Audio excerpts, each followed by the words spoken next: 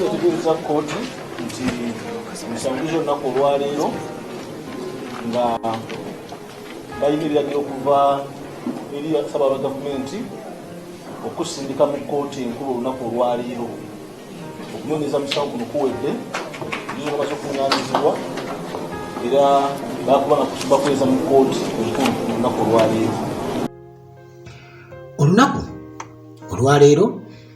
ennaku z'omwezi ziri 13 era ebyo bye muwulidde biva bali mu kkooti ekitende gye bibadde nga omulamuzi bw'atyo nga bwe yasuubiza nti agenda kusambyasambyako bakomere ennaku z'omwezi 13 omusango kubanga guwulirwa kkooti enkulu yokka kubanga munnange gwannaggomola omusango kabasanya omwana omuto atanneetuuka nga bwekigambibwa nti Hajji yakikola. Ffe nga battiimu Newto abatalinaako sayidi tukkiririza mu nkola ey'amateeka bwe kiba nti amateeka ate tegayingirirwamu nguzi oba n'ebintu ebirala kubanga tukimanyi bulungi nti ku njuyi zombi kituufu abasajja bakabasanya obwana obuto oba n'okurepinga ate abasajja era still babawaayira emirundi egimu olw'ensonga ezimu ebyobugagga n'ebintu ebirala oba ennugu byabufuzi n'ebintu bingi nnyo ebiyinza okuvaako omuntu okuwaayira omuntu. Awo munnange amateeka ge gaba gatweyimirira newankubadde nti abeera lulimu bwe kiba nti kituufu teyakikola abeera afiiriddwa bingi nnyo erinnya n'ebiseera ne ssente. Naye munnange ebibadde mu kkooti tubirina byonna era sisuubira kubeera nti nkuluyisa kubanga bamusomedde bulungi nnyo emisango egigenda okubeera nga gimuvunaanibwa mu kkooti enkulu era nti oba oliawo n'obujulizi obulala banaabuleeta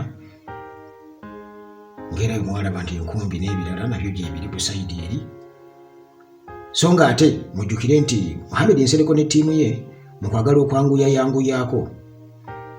era bw'atyo yagenda bugenzi mu kkooti enkulu ne basaba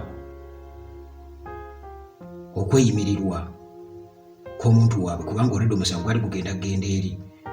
era omulamuzi n'atuwa ennaku z'omwezi nga 18 nti agenda tunula mu kusaba kwa bano okweyimirirwa kwa sayidi ya Hajji baloya be kwe baakola bakulemberwa Mohamed Nsereko n'oludda oluwaabi era nga luno muguno omusango gavumenti yeewaaba babeera nga bakkiriza well and good wati bakkiriza kitegeeza nti omulamuzi aba agenda kutunula mu byonna nti bali lwaki bawakanya okugaana kw'abano oli okweyimirirwa bw'aba babakkiriza nkugambye awo kiba kisigalire kubeera nti nno baleeta bateekawo conditions abagenda okubeera nga bamweyimirirwa oba n'essente z'abasasulayo mu buliwo oba mu butaliiwo bwe bityo. Naye katusooke tulabe engeri Hajji kwizera gye bamusomedde emisango gyonna bagimusomedde mu bulambulukufu biki byagenda okusanga mu kkooti enkulu. So you listen, they are going to read for you the indictment and summary of the case.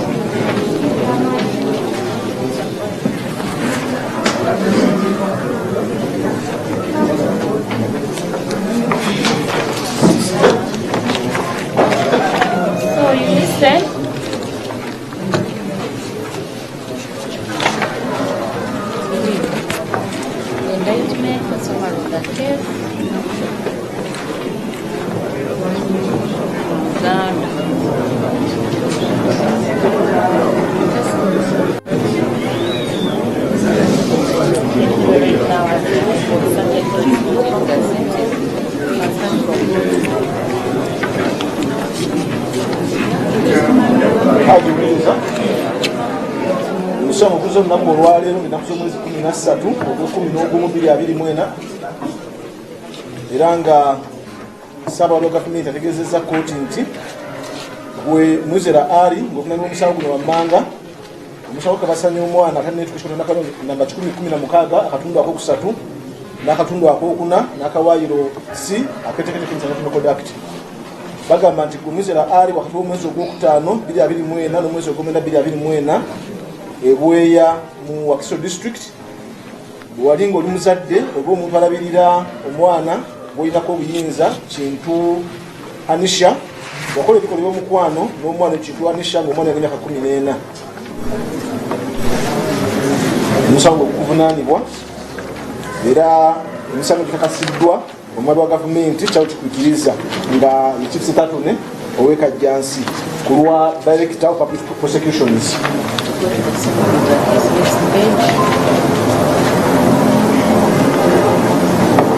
Bakutegeeza nti Muzera Ali olunaku olwaleero osindikiddwa mu kooti enkulu gye bajja okuwa olunaku lw'omutandika omusango okuwulirwa. Ebitonotono ku musango guno ogw'okuvunaanibwa Ssaawa gavumenti ategeeza ajja kweta obujulizi okukakasa ensonga zino wammanga nti omwana Kintu Anisha ng'alina emyaka 14 yali muyizi mu ssomero ng'ali mu kibiina kya senior 2 ku ssomero lya Community High School Ekitende mu Kajjansi Town Council. Bajja kugamba nti omuwaabi musango guno Zuura Nakisui ye maama w'omuwala yafuusibwako obuzibu era nga yali mufumbo oba mufumbo eri Muzerwa Ali ng'alinamu n'abaana babiri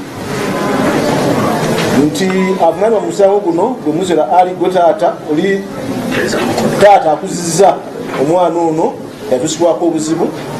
era nga mubadde mubeera wamu ne maama we ebweya mu Kajjansi Town Council era nti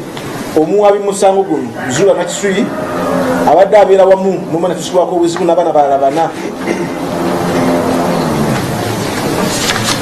4 beyava nabo mu bufumbo bulala era nga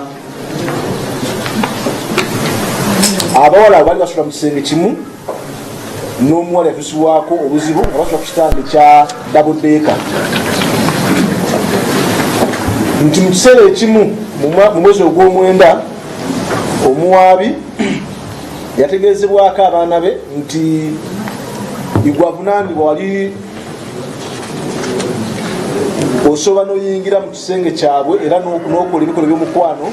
n'omwana oyo mu kisenge ekyo nti kino kyaleetera omuwaabi okuyita omwana okuva mu ssomero ajja kakase ebyo era n'okumanya emirundi emeka gyekyabaawo namutegeeza taibaddewo emirundi egiwerako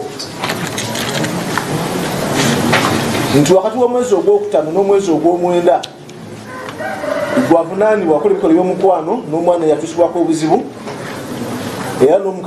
n'omutegeeza nti talina kubaako gwabuulira mu nsonga eyo basi ki ojja kumutta nti omuwaabi agenda maaso neyekubira endulu ku poliisi y'e Kajjansi era bwoti n'okwatibwa nti bawuzibwa ebibuuzo omusango wagwegaana era nti ng'ennaku z'omwezi lumu ogw'ekkumi 2024 omuwala yatusibwako obuzibu yakeberebwa ku poliisi fomu namba 3A era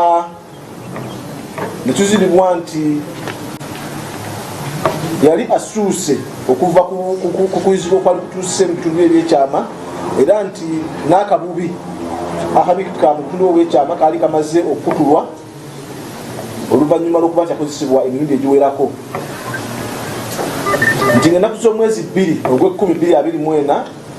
naawe avunaanibwa wagenda n'okeberebwa ku poliisi fomu namba 24A era nekizuulibwa nti wali mulamu bulungi nga n'obwongo obukola bulungi. Oludda lujja kuyingiza ku biwandiiko bino wammanga mu bujulizi bwabwe poliisi fomu 3A kwe bakeberera omwana, ebbaluwa ey'obuzaale ey'omwana, sketch map y'ekifo awatuukibwa awakolebwa omusango guno, ebifaananyi ebyakubwa mu kifo awakolebwa omusango, medical examination form police form namba 24A kwe bakeberera gwe avunaanibwa, n'ebiwandiiko ebirala kooti bye nebakkiriza okukozesa.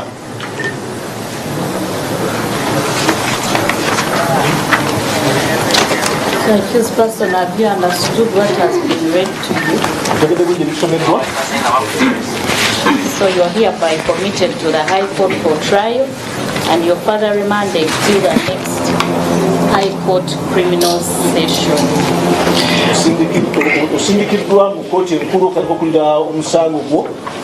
era nabisho kkooti nekuzizaayo ku limanda okutuuka kkooti enkulu bweneeguyita omusango gwo njulizi omusango gwo.